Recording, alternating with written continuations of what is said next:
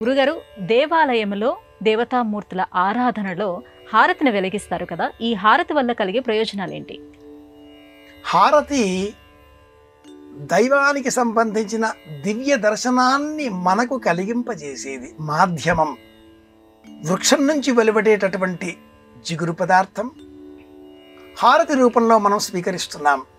దశవిధ కర్పూర రూపాలను వృక్షశాస్త్రం మనకు అందిస్తుంది.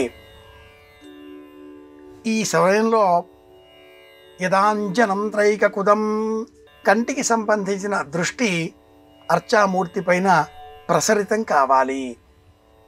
పరమేశ్వరుడు మనల్ని సదా చూస్తూనే ఉంటాడు. దైవం దృష్టిలో మనం ఉన్నాం. కానీ మనం ఆ దైవాన్ని ఆనంద పారవశ్యంగా దర్శనం చేసుకోవాలి అంటే గర్భాలయంలో విద్యుత్ కాంతులను వినియోగించకూడదు.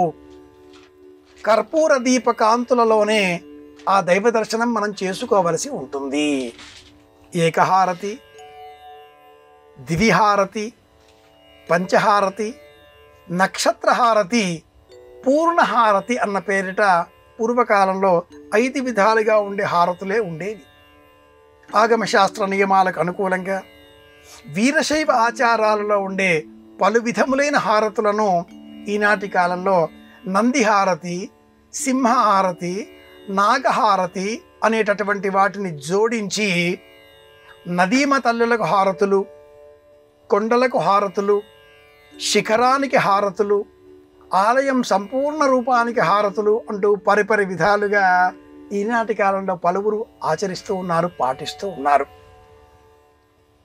శుభికేశిర ఆరోహ శోభయంతి ముఖం మమ ముఖగం హిమమ శోభయ భూయాగం సంచభకం కురు, ఇలాంటి మంత్రాలు చెబుతూ యుద్ధంలో విజయం సాధించి ఇంటికి వచ్చినటువంటి కుమారుడు, భర్త, వీరులు, శూరులు ఇలాంటి వారిని, ఇంటిలో ఉండేటటువంటి మహిళలు హారతి ఇచ్చి సగౌరవంగా లోనికి ఆచరించేటటువంటి సమయంలో ఈ అన్నిటిని కూడా పాటిస్తూ ఆహ్వానించేటటువంటి విధి విధానం ఒకటి ఉండేది, ఉన్నది కూడా.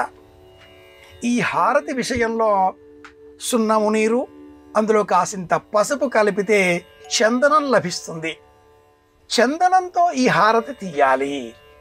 కొబ్బరికాయ, గుమ్మడికాయ పైన కర్పూరం వెలిగించి హారతి వలె ముమ్మార్లు తిప్పి తదుపరి వాటిని నేలపైన పగుల వేసి కొట్టడం కూడా దృష్టి తీయడం, హారతిని ఈ విధంగా కూడా వినియోగించడం అనేటువంటి అంశాలలో మనం చూడవచ్చు. ప్రధానంగా గర్భాలయంలో దేవతా అర్చన సమయంలో మనం సమర్పించేటటువంటి ఉపచారం హారతి. ఈ సమయంలో లక్ష్యం ఏమిటి అంటే దైవాన్ని మనం దర్శించే నిమిత్తమై ఈ ఏర్పాటు, ఉపచారం. అందులో భాగంగా దైవానికి సంబంధించిన అపారమైన తేజకాంతి పుంజాలను ఈ హారతి స్వీకరించడంతో మన వద్దకు వచ్చిన ఆ హారతిని చూచి 2 చేతులు జోడించి వినయపూర్వకంగా నమస్కరించాలి. ఇది లక్షణం, ఇది ప్రయోజనం.